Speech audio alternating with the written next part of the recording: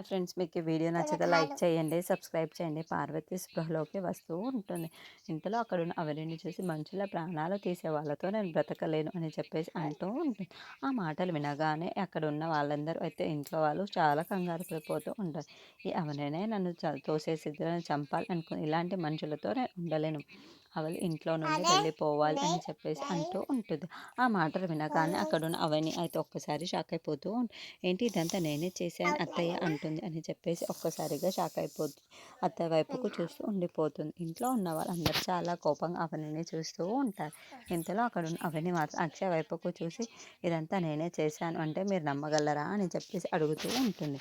ఇంతలో అక్కడున్న అక్షయ్ అమ్మ చెప్తుంది అంటే నిజమే అయి ఉంటుంది కదా, నువ్వే ఇదంతా చేసి ఉండాలి అని చెప్పేసి అంటూ ఉంటాడు. ఆ మాటలు వినగానే అక్కడున్న అవని అయితే చాలా బాధపడుతూ బయటపడిపోతూ ఉంటుంది. ఇంతలో ఆరాధ్య అక్కడికి వచ్చి ఎక్కడికి వెళ్ళిపోతున్నావమ్మా అని చెప్పేసి అడుగుతూ ఉంటుంది. ఆ మాటలు వినగానే అక్కడ ఉన్న అవని పద ఇద్దరం బయటికి వెళ్ళిపోదామని చెప్పేసి అంటూ ఉంటుంది. ఇంతలో పార్వతి అక్కడికి వచ్చి ఆరాధ్యను ఎందుకు తీసుకొని వెళ్ళిపోతున్నావు, ఆరాధ్య ఇక్కడే ఉంటుంది, నువ్వే మర్యాదగా బయటికి వెళ్ళిపో, ఇంట్లో ఉండడానికి వీలేదు నీలాంటి మనుషులు అని చెప్పేసి అవనిని బయటికి తోసేస్తూ ఉంటుంది. ఇంతలో అక్కడ ఉన్న ఆరాధ్య మాత్రం అమ్మ అమ్మ అని చెప్పేసి అంటూ ఉంటుంది.